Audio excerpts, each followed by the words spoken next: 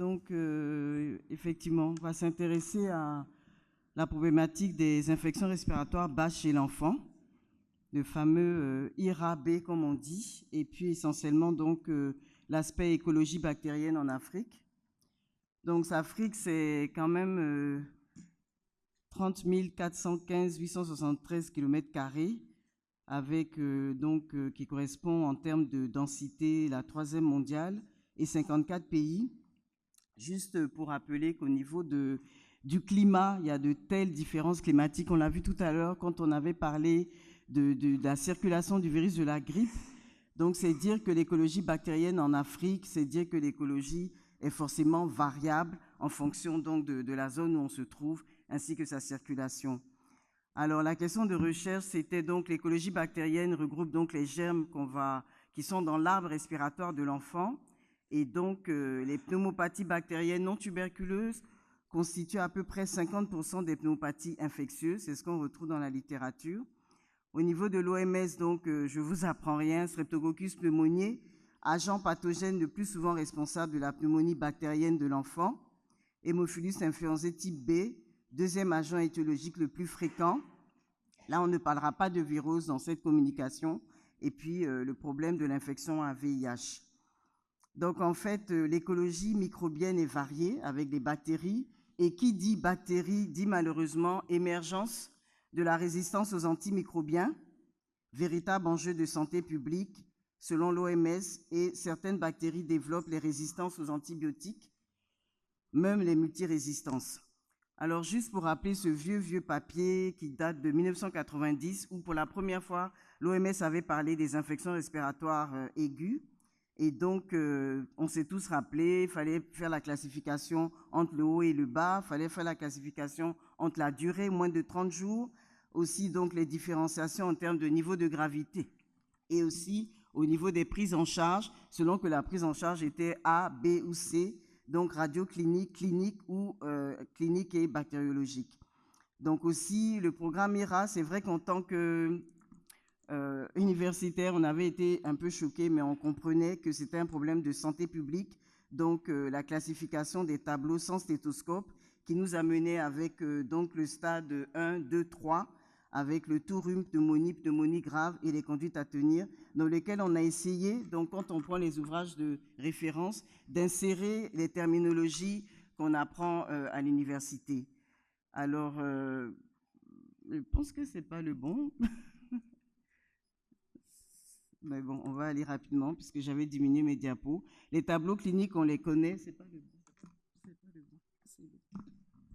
Les tableaux cliniques, on les connaît, donc on ne va pas insister dessus.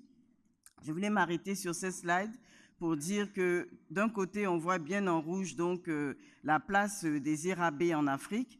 On voit aussi qu'on nous avait tous demandé de militer en continu pour vous rappeler que le 12 novembre, donc c'est la journée mondiale de la pneumonie. Tout semblait être un programme ficelé et réglé, la vaccination, le rationnel des médicaments, la nutrition et le système sanitaire. Là, on voit que pour chacun de ces éléments, il faut réfléchir et voir un peu les obstacles.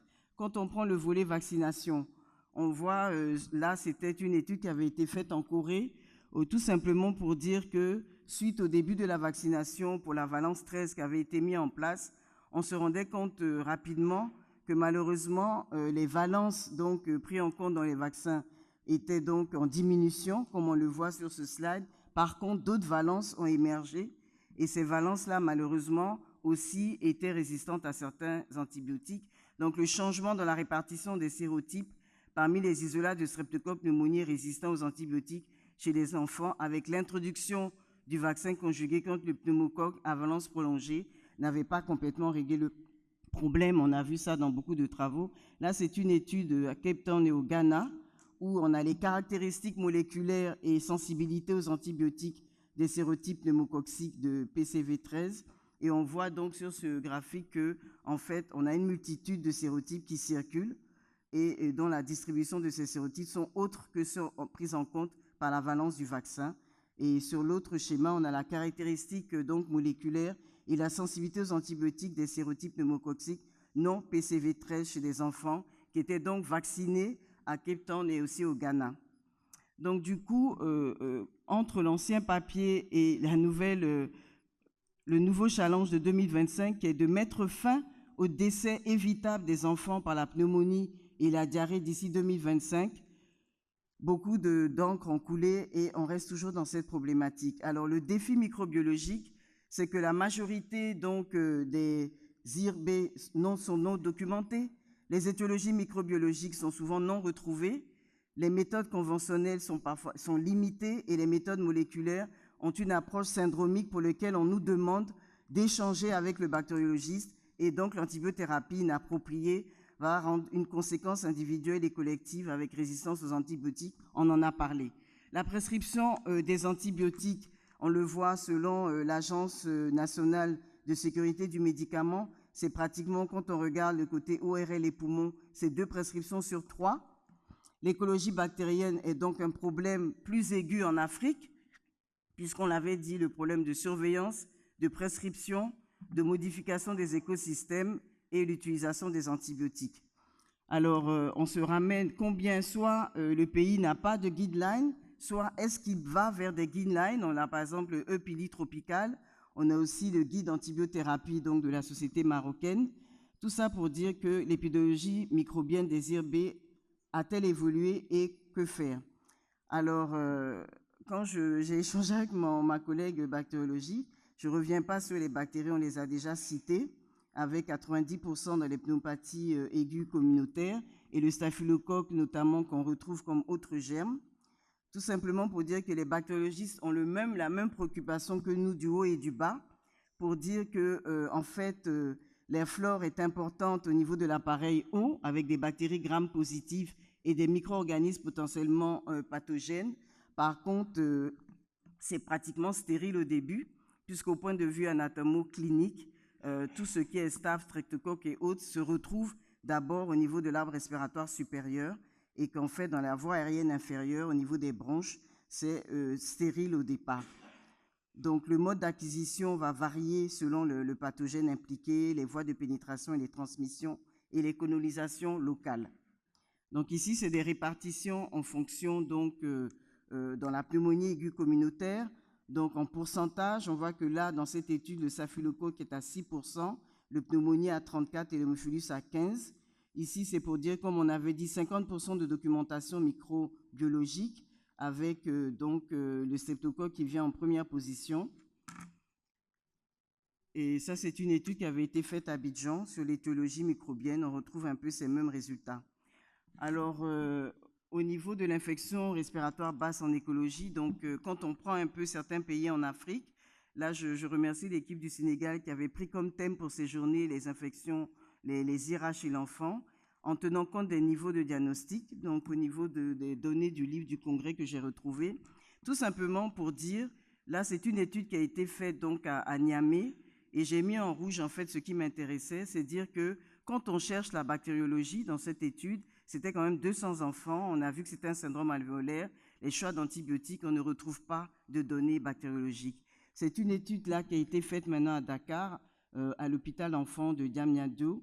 Et là, on voit que l'étude bactériologique avait été revenue positive une fois sur 2 avec les principales bactéries, Streptocoque et Hémophilus. Et l'étude virologique avait été associée à ça, notamment VRS et rhinovirus.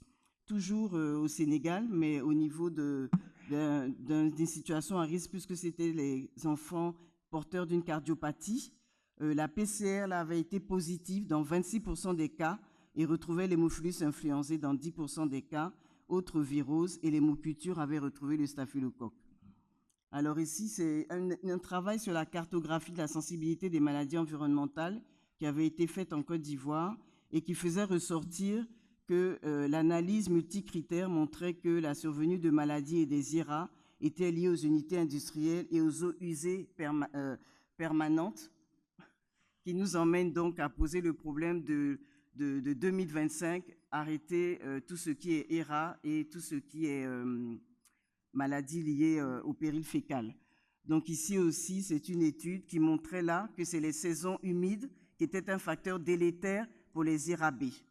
Donc là aussi, on voit sur ce travail que lorsque on rentre en saison plus humide, tel que le montré ici, on se retrouve en fait avec une augmentation des cas d'infection respiratoire aiguë mais basse. Donc, il ne faut pas confondre le fait que l'humidité semble être un facteur favorisant dans les infections respiratoires aiguës basses, qui est différent dans les infections respiratoires aiguës hautes. D'accord? Donc, on va passer rapidement sur les tests. Je pensais que j'avais 20 minutes, mais je crois que c'est 15. Donc, mon temps est pratiquement arrivé. Je voulais insister sur, en fait, l'approche syndromique avec les nouvelles données moléculaires et aussi insister aussi sur l'intérêt des renseignements nécessaires. Ça, c'est une étude bactériologique de la lettre de l'infectiologie, comme quoi il faut travailler de concert. Le clinicien doit ouvrir la porte du laboratoire et vice-versa pour avoir de bons résultats. Alors, on va terminer rapidement sur un mot sur l'hémoculture, sur le fait que si on veut aussi avoir de bons résultats, l'intérêt d'avoir donc au niveau de l'hémoculture 2 flacons aérobie. On a vu que la majorité des études retrouvaient le staphylocoque, mais c'était en fréquence très basse. Et donc, j'ai quelques cas cliniques. Juste dire, c'est un enfant de 26 jours, un nouveau-né, qui donc a une symptomatologie de rhinorrhée avec un tableau donc de détresse respiratoire hypoxémiante, un syndrome de condensation. Et finalement, par rapport au bilan qu'on lui donne, il a des globules blancs à 7360, une prédominance lymphocytaire, une anémie, et on voit donc une radio en rapport avec son tableau de détresse respiratoire avec un syndrome alvéolaire à droite. Et donc, vous optez pour une pneumonie à germe communautaire, une pneumonie virale, une broncho-alvéolite virale. Alors, plutôt pour moi, une broncho-alvéolite virale, qui est une inflammation des ramifications terminales des bronches, avec une atteinte parenchymateuse qui s'est associée. Le malade était sous antibiothérapie, et donc la question posée, fallait-il mettre cette antibiothérapie? Selon les guidelines, on se rend compte que, en fait, dans les pneumonies, dans les bronchiolites, non. Mais quand on regarde, on voit que dans les remarques, lorsqu'on a une atteinte compliquée telle que l'atteinte parenchymateuse, l'antibiothérapie est associée.